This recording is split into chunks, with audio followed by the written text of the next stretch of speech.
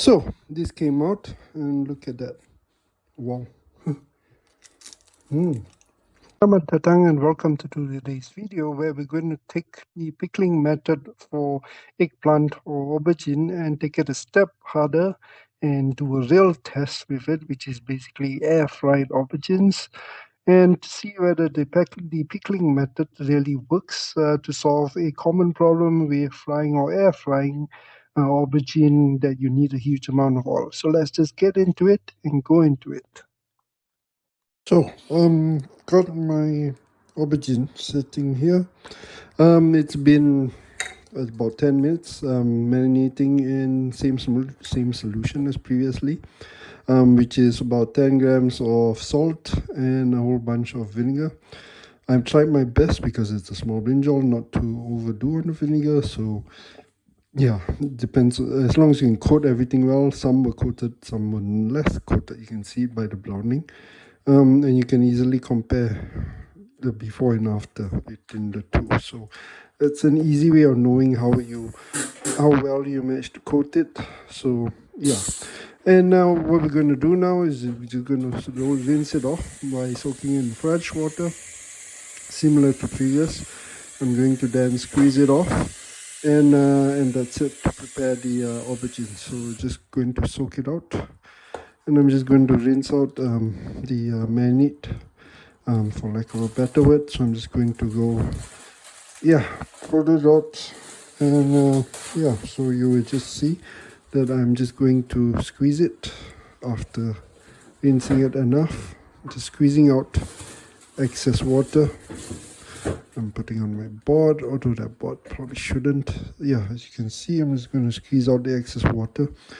And yeah, the idea is to be able to squeeze out all the moisture. You saw the amount of moisture that came out as well, so squeezing it out.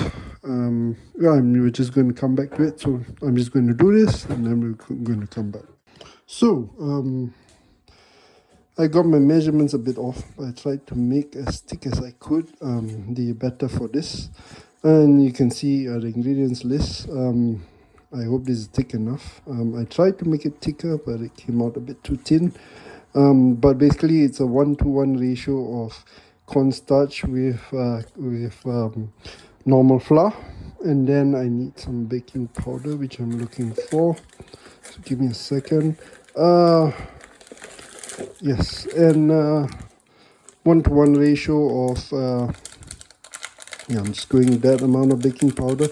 So 1-to-1 ratio of cornstarch to normal flour, and then salt, pepper, as you can see, baking powder, and then I'm using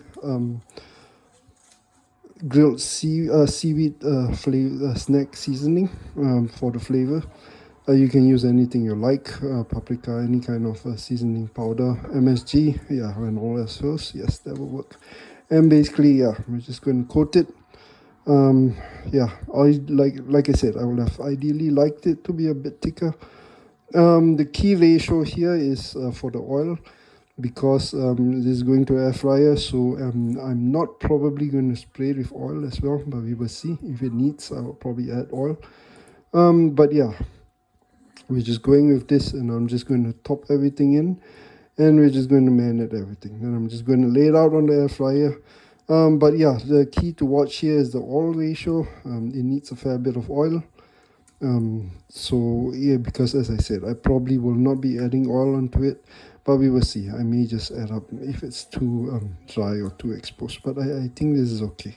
So we're just going with this, and I'm just going to marinate all of these pieces, and then we're going to air fry it roughly 200 degrees, 10 minutes more or less. That's the ratio. Yeah, so it's going to be with, and I'll come back to it. So I've got this first rack ready. As you can see, I spaced it out as much as I can. I was thinking of putting on a wire rack, but I realized it's too runny anyway, and I think this may be a better option. So this is going in. The air fryer has been preheating it up, so I'm just going to put it directly in 200 degrees. Let's try and do 8 to 10 minutes. And so just to show you the zucchinis that I've also managed to coat, and I'm going to dump it into the air fryer now. So that's it. So I've got, to start off with the potatoes, I've got oil that's been sitting and heating up, and I'm putting in some schmaltz, ghee or cream butter. So I'm just going to put some of that, and then we're just going to go cook up the potatoes to finish them, to crisp them up basically. And that's basically it. So how much potatoes? Yeah, don't overcrowd it because you don't want to steam it. So just enough that you can get a good pan sear for each, assuming. And I'm just going with salt. So salt. I'm not using pepper because again I'm using this seaweed powder that I'm using. So I'm just going with that. And we're just going to give it the charred edges. That's always interesting. And yeah, we're just going to cook it up. So this came out, and look at that. Wow. I still think it's a bit too thin, but yeah, the results, yeah.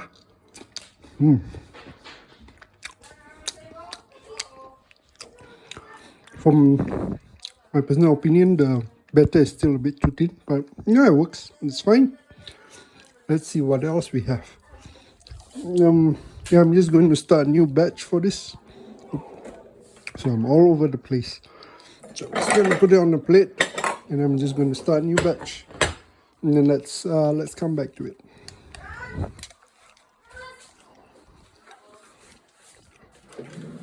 Oh yes, by the way, I also have the zucchinis in, and that's it. Yeah, it's done. Looks great as well. Probably not as interesting as with the aubergines, but yeah, it works for zucchinis as well. So that's something to consider.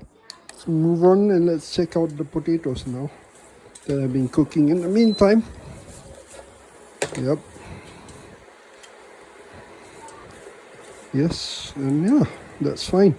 A bit more, and then yeah, you get the leopard spotting, the crispiness part that everyone always likes for sure. So we're almost there. I'll probably increase the pan again because I was actually careful, a bit concerned about burning the potatoes.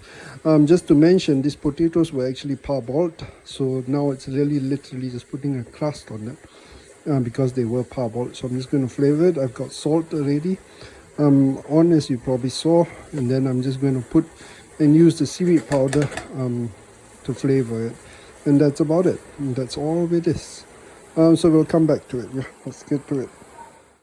So the first ones, or the first batch, whoops, don't mind that, is done, and I'm just going to go flavor it with some of this grilled seaweed seasoning that I normally use. I use it more for snacks, but it's light and it's very, yeah, it works well, even for purpose stuff like this. All purpose is fine. So I'm just going with this, and let's do a quick taste test. This is not the best browning, but yeah, it's what. Yeah. Yep. Not as crispy, but yeah, I'll try and watch the batches. I'm kind of in a rush to time because kids are hungry. But so there you have some results. Look at that.